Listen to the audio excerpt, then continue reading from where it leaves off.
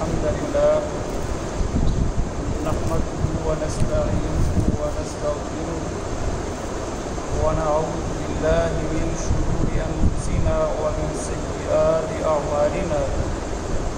من يهده الله فلا مضل له ومن يضلل فلا هادي له أما بعد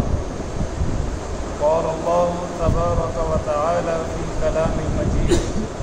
أعوذ بالله من الشيطان الرجيم بسم الله الرحمن الرحيم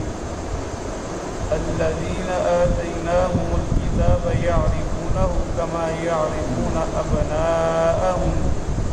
وإن فريقا منهم ليكتمون الحق وهم يعلمون الحق من ربك فلا تكونن من الممترين الذین وہ لوگ آتیناہم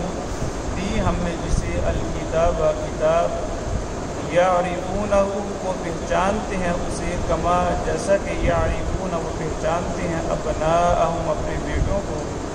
وَإِنَّ اور بے شک فریقاً ایک گروہ کے لوگ منہم ان میں سے لیکتمون الحق البتہ وہ چھپاتے ہیں حق وہم یعلمون حالانکہ وہ جانتے ہیں الحق حق من ربی کا آپ کے رب کی طرف سے ہے وَلَا تَكُونَنَّ بس ہرگز نہ ہو جائیں آپ مِنَ الْمُمْتَرِينَ شک کرنے والوں میں سے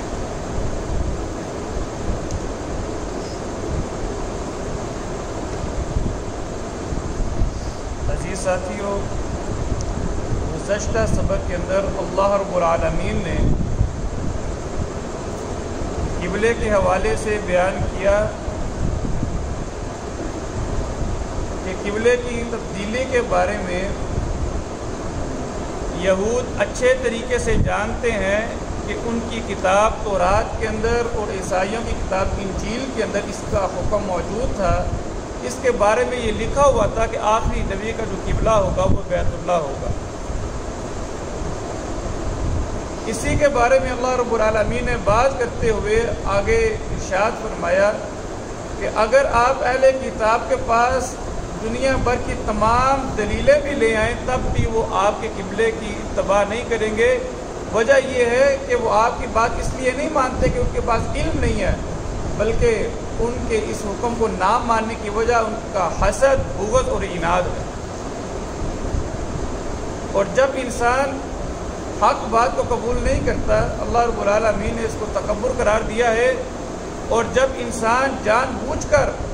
حق بات کو قبول نہیں کرتا پھر اللہ رب العالمین اس کے دلوں پر مہر لگا دیتے ہیں پھر وہ بات انسان کبھی بھی حق بات کو قبول نہیں کر پاتا آج کے سبق میں بیان کیا کہ اللہ کے نبی علیہ السلام کے اوپر جو اللہ تعالیٰ نے وحی نازل کی قرآن کی صورت میں یا حدیث کی صورت میں اہل کتاب جانتے ہیں کہ وہ وحی قرآن ہو یا حدیث ہو وہ برحق ہے اللہ کے نبی علیہ السلام کے اوپر نازل کی گئی ہے من جانب اللہ ہے وہ جانتے ہیں لیکن مسئلہ یہ ہے کہ وہ حسد کی وجہ سے اس کو قبول کرنے سے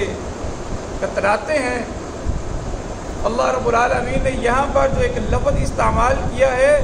کہ وہ وحی الہی کو اللہ کے نبی علیہ السلام کے آخری نبی ہونے کو اس طرح جانتے ہیں جس طرح انسان اپنے بیٹوں کو جانتا ہے اور عرب کے اندر یہ ایک محاورہ استعمال کیا جاتا تھا جس کے بارے میں یہ بات کہی جانی ہوتی تھی نا کہ ہمیں اس کے بارے میں مکمل یقین ہے اس کے بارے میں کہا جاتا تھا کہ مجھے اس کے بارے میں اتنا یقین ہے جیسے ایک باپ کو اپنے بیٹے کے بارے میں یقین ہوتا ہے قرآن کریم کی جب یہ آیت نازل ہوئی حضرت عمر بن خطاب رضی اللہ تعالی عنہ عبداللہ بن سلام کے پاس گئے اور جا کے کہا کہ اے میرے بھائی مجھے بتلاؤ تم نے اسلام کو کیسے پہچانا اللہ کے نبی علیہ السلام کو کیسے پہچانا انہوں نے جواب دیا کہ میں نے اللہ کے نبی کو جب پہلی بار دیکھا تھا پہلی نظر اللہ کے نبی پر پڑی تھی تو میں جان گیا تھا کہ آپ پر حق ہیں کیونکہ آپ کی نشانیاں جو ہے تورات کے اندر بھی موجود ہے انجیل کے اندر بھی موجود ہے اور انہوں نے جو لفظ استعمال کیا وہ یہ تھا کہ میں اللہ کے نبی علیہ السلام کی نبوت کو آپ کے آخری نبی ہونے کو ایسے حق جانتا تھا جیسے ایک باپ اپنے بیٹے کو جانتا ہے یعنی کسی قسم کا شک نہیں تھا مجھے فرمایا اللہ رب العالمین نے الذین وہ لوگ آتیناہم دی ہم نے جنہیں الکتاب کتاب یعرفونہ وہ پہچانتے ہیں اسے یعنی آخری نبی صلی اللہ علیہ وسلم کو کہ آپ پر جو نبوت کا نزول کیا گیا ہے وہ برحق ہے کما جیسا کہ یعرفون وہ پہچانتے ہیں ابناءہم اپنے بیٹوں کو وہ اللہ کے نبی علیہ الصلوۃ والسلام کو آخری نبی اس طرح جانتے ہیں جس طرح اب باپ اپنے بیٹوں کو جانتا ہے یعنی کسی قسم کا کوئی شک نہیں تھا انہیں وَإِنَّ اور بے شک فریقاً ایک گروہ کے لوگ منہم ان میں سے لا یکتمون الحق البتہ وہ چھپاتے تھے حق کو یعنی ایک گروہ کے لوگ یہاں پر استعمال کیا ہے مراد یہ کہ ان میں سے کچھ لوگ ایسے تھے جنہوں نے حق قبول کر لیا تھا یہودیوں میں حضرت عبداللہ بن سلام تھے اور ان کے ساتھ بھی تقریباً 9-10 افراد تھے جنہوں نے اسلام قبول کیا اور پھر عیسائیوں کے اندر بھی بہت سارے لوگ تھے جنہوں نے اسلام کو قبول کر لیا تھا اور میں اس لیے ایک گروہ کے لوگ تھے جنہوں نے حق کو چھپانے کی کوشش کی علم والے ہونے کے بعد وہم حالانکہ وہ یعلمون وہ اس بات کو جانتے تھے الحق یہ حق من ربی کا آپ کے رب کی طرف سے ہے یہ اللہ کے نبی علیہ الصلوۃ والسلام کو مخاطب کرتے ہوئے اللہ تعالیٰ ارشاد فرماتے ہیں کہ جو وہی ہم نے آپ کی طرف نازل کی ہے وہ حق ہے یہاں پر الحق کے اندر جو الف لام کا اضافہ کیا گیا ہے یہ عہد کے لیے استعمال ہوتا ہے مراد کہ یہ حق جو ہے وہی یہ الہی ہم نے آپ کی طرف نازل کی ہے یہ آپ کے رب کی طرف سے ہے فلا تکونن بس ہرگز نہ آپ ہو جائیں من الممترین شک کرنے والوں میں سے آپ کو اس وحی الہی میں کسی قسم کا شک کرنے کی ضرورت نہیں ہے دراصل معاملہ یہ ہے کہ یہود و نصارہ اور مشرکین مسلمانوں کے اندر مختلف قسم کے شکوک و شبہات پھیلانے کی کوشش کرتے ہیں جس کی وجہ سے اللہ رب العالمین نے نبی علیہ الصلوۃ والسلام کو بھی بات اللہ کے نبی علیہ السلام سے یہ سمجھایا ہمیں ہے کہ آپ نے اس وحی الہی کے بارے میں کسی قسم کا شک کا جو ہے شک اور شبہ کا شکار نہیں ہونا فرمایا الذین وہ لوگ آتیناہم دی ہم نے جنہیں الکتاب کتاب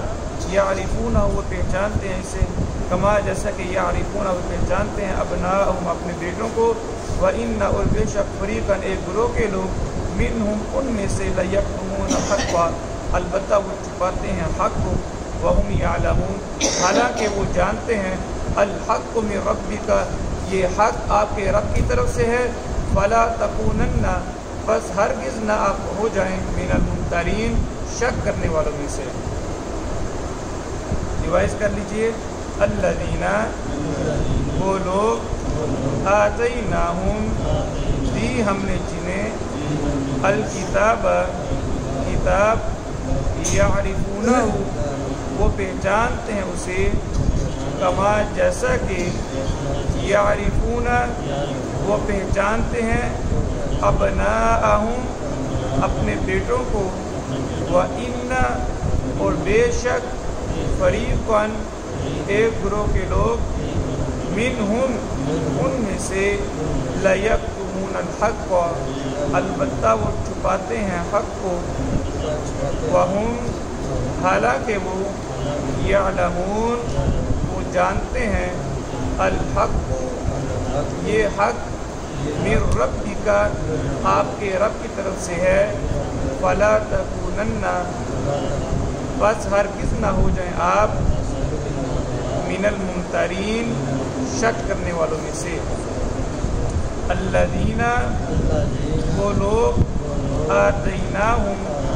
دی ہم نے جنہیں الکتاب کتاب یعرفونہ وہ پہچانتے ہیں اسے کما جیسا کہ یعرفونہ وہ پہچانتے ہیں ابناءہم اپنے بیٹوں کو وَإِنَّ اور بے شک فریقاً ایک گروہ کے لوگ منہم ان میں سے لیکتمون الحق البتہ وہ چھپاتے ہیں حق کو وہم حالانکہ وہ یعلمون وہ جانتے ہیں الحق یہ حق من ربک آپ کے رب کی طرف سے ہے، فَلَا تَكُونَنَّ، بس ہرگز نہ ہو جائیں آپ مِنَ الْمُمْتَرِينَ، شک کرنے والوں میں سے۔ الذين آتيناهم الكتاب